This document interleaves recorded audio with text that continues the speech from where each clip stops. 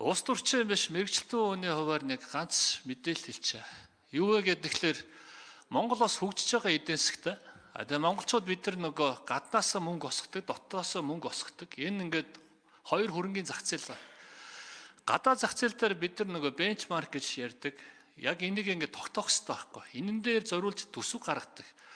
За тэгээд хэрв заяа ингээд өгөөч нь ингээд буураад хямдраад ирэх юм бол бид нар өөрсдөө худалдаж авах хэрэгтэй. Өсөөд ирэх юм бол за тэрийг ингээд хадгалаад явдаг ч гэдэг юм уу. Ийм байдлаар ингээд гадаа зах зээлийнхаа түвшинд бид нар ингээд оролцож явах ёстой юм аа.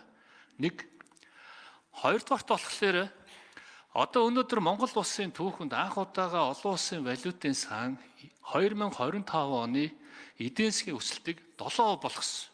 Хизээш тийм байгаагүй. Хизээш тийм байгаагүй. 2012 оны 17% эдийн засгийн өсөлттэй байх үед хүртэл тийм өсөлтийг валютын сан гаргаж ирж байгаагүй байхгүй.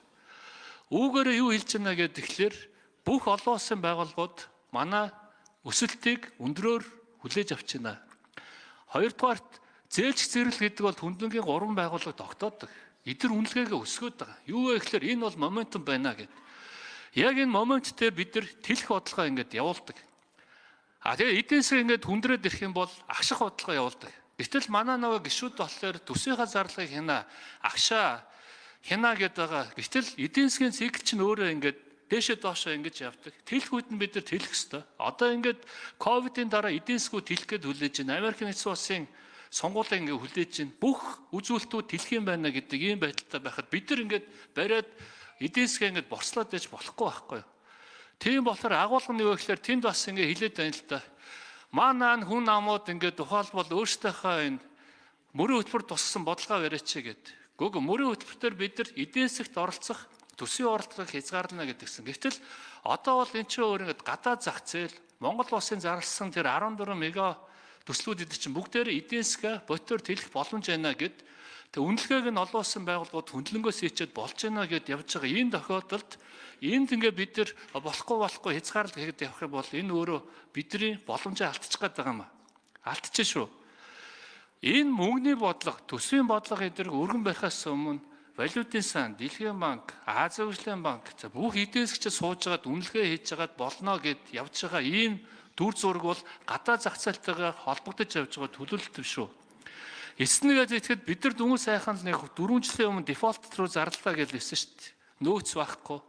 Энэ дефолтоос гарах ямар арга замаар гарсан бэ гэдгээр өөрөөсөө үрийн дахин санхүүжилтээр гарсан байхгүй. Бид нар нэг үе их хэмжээний төлөлт хийх юм чинь хоошоо ингээд алгуураар ингэж хийж өгсөн, хоошоо шийдсэн. Шинээр бонд гаргаад их усврээр нь өмнөх бондоо төлөөл, дахиад шинээр бонд гаргаад улам хямдруулаад яваад байгаа. Энэ процесс чи өөрөө дахин санхүүжилт байхгүй. Энэ дээр чи их усвэр хэрэгтэй юм аа.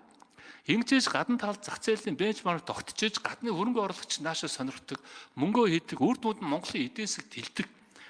Энэ зөвхөн шууд хөрөнгө оруулалт гэдэг байдлаар бид нар харж болохгүй. Санхүүгийн хөрөнгө оруулалт гэдэг чинь бол бодитоор кэш оруулаад тэгээ манай бондыг авна уу, Улаанбаатарын бондыг авна уу, компаниудын бондыг авна уу? Энэ бүх бондтор чинь дамжиж эдийн засагт хэлж явдаг.